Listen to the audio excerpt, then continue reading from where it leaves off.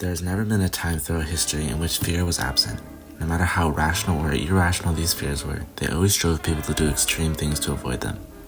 The United States in the mid-1900s was showered with fear, from the Great Depression and losing jobs, from World War II and the damage and destruction it caused, to the 1950s and countrywide Red Scare and McCarthyism. At this time, people were afraid of being accused of communist association, something that wasn't a part of the accepted American culture at the time. Many aspects of nonconformity arose during the Red Scare and McCarthyism, and it caused fear nationwide of nonconformity and change within their lives, which may paint a target on themselves because of who or what they were associated with. In 1953, Arthur Miller wrote a screenplay titled The Crucible as a dramatized version of the Salem witch trials. At the time of the movie, there was a lot of controversy around communism and its supporters in the US. Arthur Miller wrote The Crucible as a reflection of the communist trials conducted by Joseph McCarthy. In The Crucible, a group of young girls were seen dancing in the woods and casting spells, something that was very frowned upon as it was related to witchcraft and the devil. To save themselves from punishment, the girls accused different people who they said forced them to do it. This large chain of pointing fingers at one another is what connects to the real-life counterpart in the Red Scare and the communism witch hunt. In the McCarthy trials, people who had been accused of being communists would either have to testify to being one or accuse someone else of being communist to wipe their name. Miller wanted to depict the communist witch trials in a way that shows how extreme they may have been. In The Crucible, Reverend Pear speaks to one of the girls about the repercussions their actions could have on his job.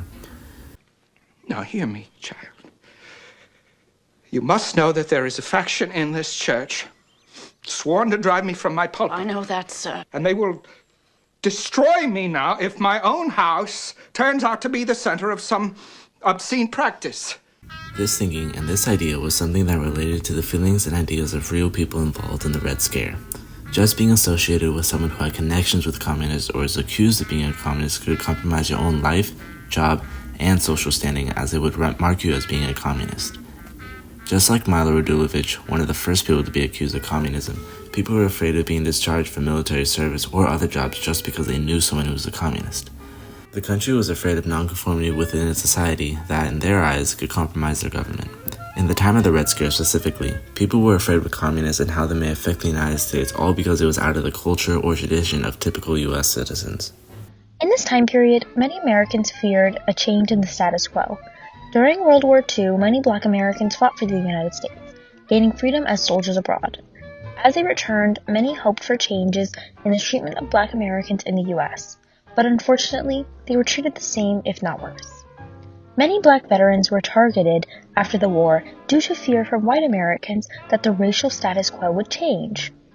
After returning from serving in World War II, Isaac Woodard, a Black veteran who served in the Pacific Theater, had argued with a bus driver while in his uniform, and was ordered off the bus in South Carolina, then was beaten so badly with a billy club by the local police chief that he was permanently blinded.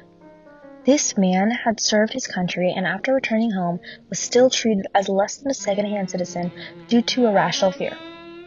This had been common across the southern United States, with white racists disregarding the respect that is commonly given to veterans.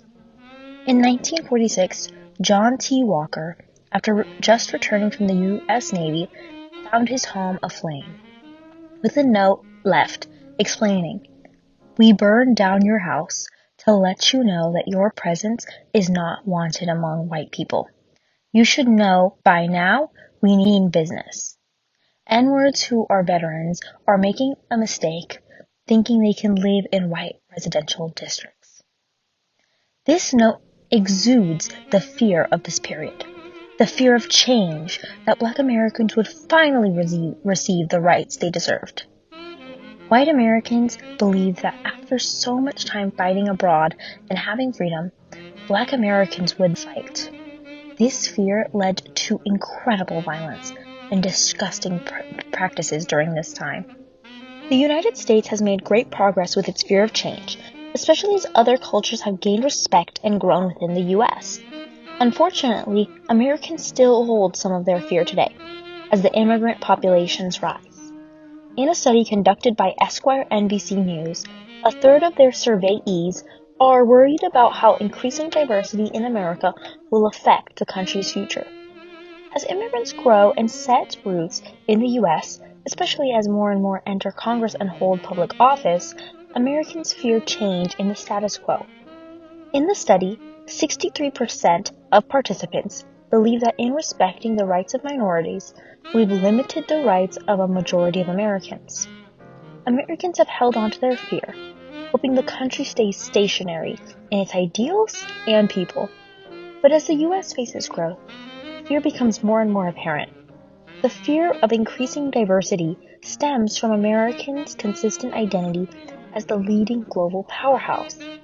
As this identity is challenged, it shapes itself into national fears of changing in ways of losing significance and culture.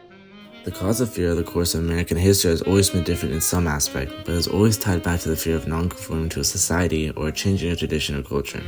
Fears always stem from something that isn't accepted in a society or is different from the culture at the time.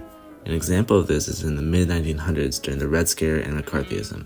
The fear was of being accused of communism, something that wasn't accepted by the wider American society. When the chance of losing their job, their belongings, and their social status in American society, people were reasonably afraid of being a target of these attacks, and the only way to be a center of this attack was to be a non-conformist to the American culture.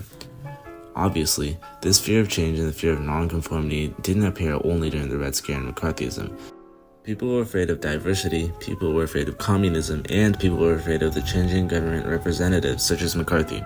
Throughout the change in America and the fears represented at the time, the identity of Americans shifted from unity in the times of World War II to division with the presentation of Red Scare and McCarthyism, and therefore painted an image of a divided American society over the next few years, all due to the fear of change and the fear of nonconformity.